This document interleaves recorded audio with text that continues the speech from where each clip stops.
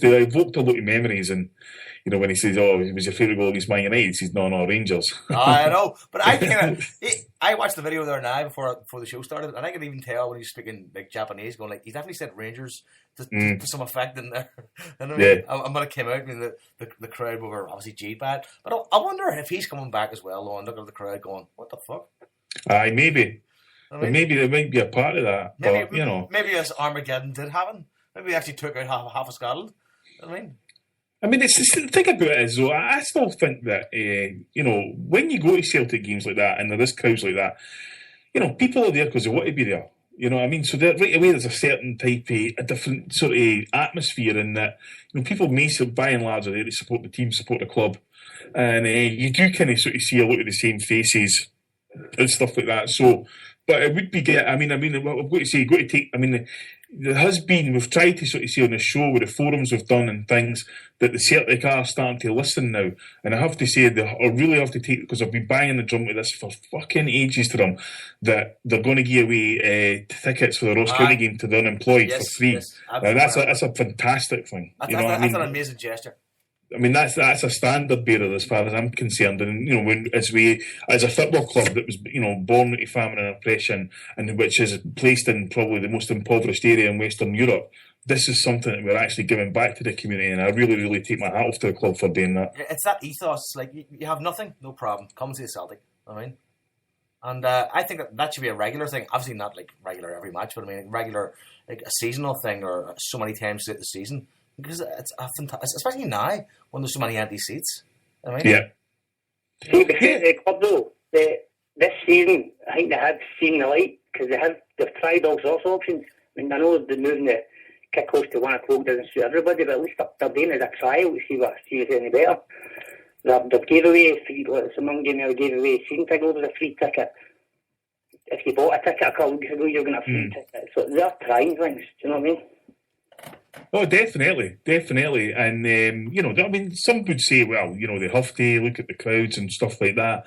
But, there's definitely a willingness for members of that football club now to actually listen to the fans, take on board ideas, try initiatives, things like that. That was kind of the 1 o'clock kickoff time was, the real issue with the fans wasn't just the fact that it was moved to 1 o'clock, it was the fact that it was sort of only communicated to the fans 9 days before the actual game, and that's never any good for anybody, you know what I mean?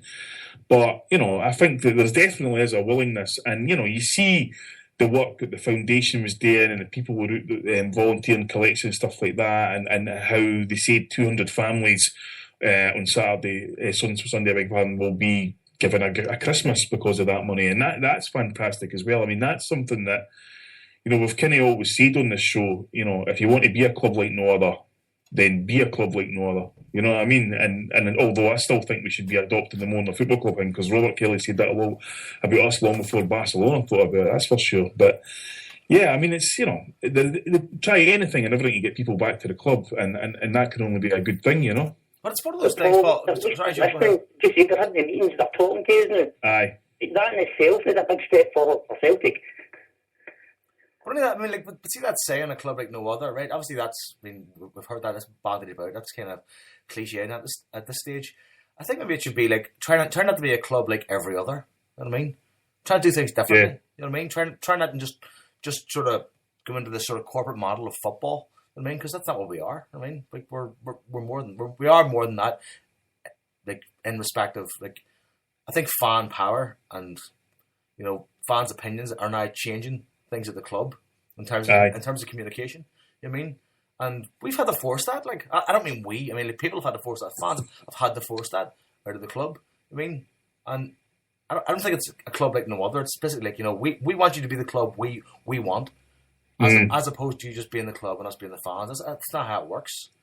No, that's right, Joe. I think everybody who genuinely loves Celtic wants everybody to be pulling in the same direction and going forward. And if we can't do that, then we need to work out why we can't do that, so that we can get a common collective that can actually start to do that properly. And the signs are there. There's still a hell of a long way to go there's still some people in there who just cannot see it for whatever reason, or they'll be, we'll have a meeting about that, right? Okay, so what did you do? Well, we decide to have another meeting, right? Oh, fine. And then it's like, what was the resolution of that? Well, we're going to have another meeting next year. And you just think, this is 2014, you know what I mean? We live in an on-demand society. Business decisions are done at the drop of a hat, and you need to get with the programme, you know what I mean? But it will come. And I mean, I've always thought that football in general was cyclical. And that, if the fans will come back, because, I've had people ask me, look at all the cheating that you're fucking exposing and the film and this and that. Why do you keep going? And I say, because I love Celtic. That's the bottom line for all of us. At the end of the day, we want to all see that football club prosper and score more goals than every opposition it plays, Yeah. Sorry, I'm just doing something on the computer here. Somebody tried to call in there. Whoever tried to call in there now, just give us a few seconds. We'll keep Joe on the line here. So, Joe, before I let you go, anything else you want to say? Actually, you know what? I have something to promote here for you. It's the Danny Blair race night. Race day. Danny Blair, aye. Danny's trying to organise a race day at Warwick Races. So, it's I'm just trying to read. For March. Tell you what I'll do. I just read out the email that he sent to Jason. So it's here are the details for the proposed race day, right? The background for this is blah, blah, blah. Have a thought. Supporters like myself would travel up from various parts of England to both games. So obviously Danny's in England, and they're going to run an event for the Kano. Hopefully a race day. Now I'm trying to figure out where this is. The Jack. I don't want to read all his details here because he's got his daughter's name and stuff in it. But the idea is that he's going to run a race night at a jockey club in Warwick. Okay. It's actually Warwick Races. Warwick, is that where it is, yeah?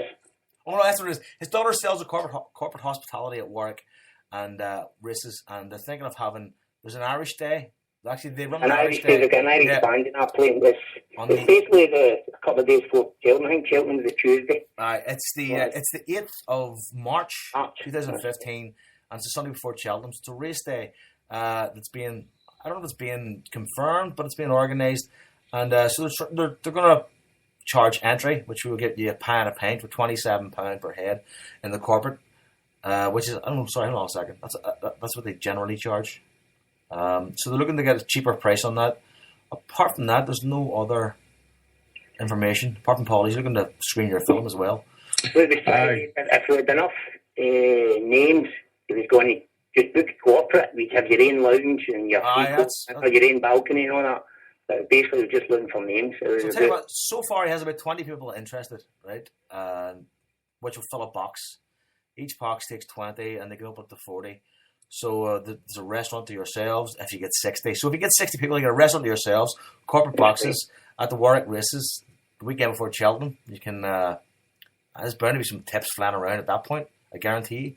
So that's the plan. Warwick's basically, I think it's 18 miles outside Coventry. So there's talk about having a night in Coventry on a Saturday night as well. Oh, probably does. I can see that here now, yeah. To be confirmed, Paul, was that the best way to explain it? Aye, well, as I say, you know the score, Joe, so as soon as he gets in touch. Obviously, my after me speaking about communication, I've got a complete fucking show on myself. trying to redact this email here. But anyway, listen, the idea is Danny Blair is going to have a race day in the Warwick Races on the 8th of March 2015.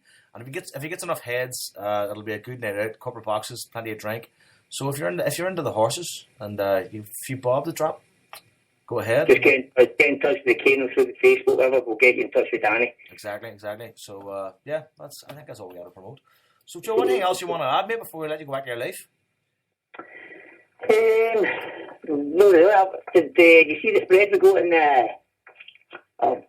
the Dublin kids coming over on the Celtic View? I did not see it at all. No. Did you see it? No, I didn't see it. I haven't seen it. No.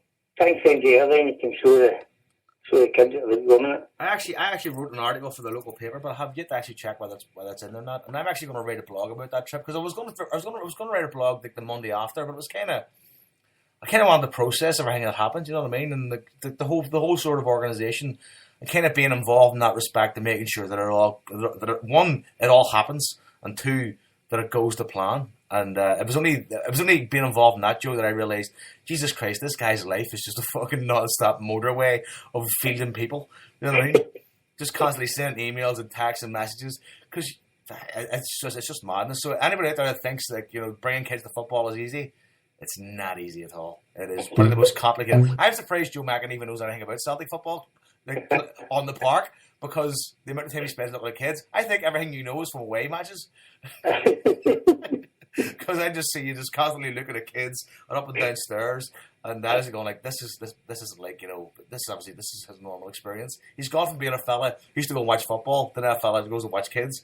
Hopefully I'll get a chill out in Vegas. I'll be going to Vegas again this year. We'll see. Happy days. You're gonna be a respite, but yeah. So I mean, what else can we say about the kid? I mean, so we're actually in the Celtic view. Is there a photograph of all the kids? Well, we got two-page spread, so we did all the photographs, meeting the players, and I'll get to send it to you. So, I do. Fantastic. I really want to see that. Yeah, that was fantastic. And that was a couple of weeks ago, so it was. Yeah. So, Joe, listen, we'll let you go back there. There'll be a Christmas party on Sunday as well. Where are you having that? That's worse than taking away from the football. That's just chaos. Where are you having the party? Christmas party? Celtic Club, London Road. And is it basically like, they bring in Santa and they have wrapped parcels and stuff, or what is it? Santa over there, we normally got player, Hoopie's there, SpongeBob's there, magicians, Lourdes, soccer, everybody. So they used to have that when I was a kid, right? When I was growing up in the Falls, they used to have that in my dad's local pub, the Peter Pan. And they have, like, the week before Christmas, Santa would come, and every kid in the area would go and have this tent set up, and you'd all get a present and stuff. It'd be a selection box, or it'd be something. I think it was run by the Ra, to be honest with you. the money Joe for the calendar, the money he gave us last year at the dance. Aye. We put that toward the Christmas party this year, and also we're up to, say we spent like £3-4 on presents. Now it's like £6-8 we put on presents, so the kids will get a better present this year as well. Brilliant.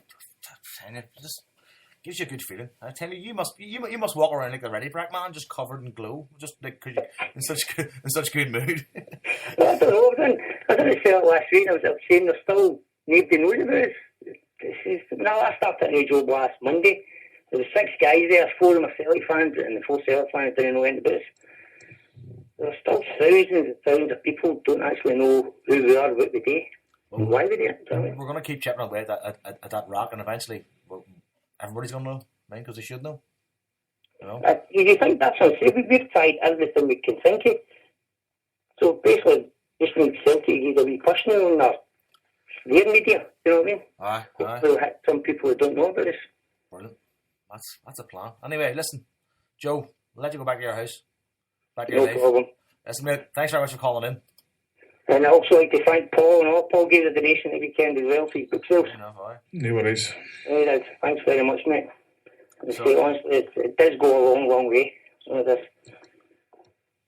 Even buys them the suities and bags, and there's millions of things that money goes to. You know what I mean? Oh, here, by the way, I should mention this actually. I'll be coming to the dance alone next year. Woohoo! Because my wife. Are you getting divorced? So? No, my wife's pregnant. All right. So, congratulations. Thank you very much. So I'll be coming my own. So we'll take it easy. Know what I mean? Anyway, Joe, mate, talk to you later, pal. I'm trying to get Belfast and Dublin next June. Is it the 2 dances? I think in Ballymena on the Friday night and the City West on the Saturday. Up in Ballymena. Myself. Up in Ballymena, where Mr. Paisley's from. That's right. Ballymena, famous for Ian Paisley and Liam Neeson. I went in here last year and they did all the walk during the day. Let's get on here, man. Have you ever actually been to an Orange Walk, though? Have you ever actually just gone and stood beside it and watched one? For the crack? No, my height to them. I tell you, it's a weird experience. You'll find some very, very odd human beings on an Orange Walk. If you just stand in the crowd and make yourself, invisible a bit, you just go, what the fuck's going on here? I mean, it is. It's kind of like it's like Nuremberg of it. I mean, but only with alcohol. So there we go. Anyway, Joe, listen, mate, we'll let you get back to your life. I mean, yes, thanks very much. Listen, Joe, thanks very much, mate. Best luck. Catch you later, right? No problem. Yeah. Bye. So, yep, Joe Macken from the Kano Foundation, filling in the blanks that Harper and Jason leave. All night, Paul, doing this. Oh, aye. Time to get your own back. Yeah, but brilliant. I mean, like I said before, like we've all said, I've yet to hear a football story that compares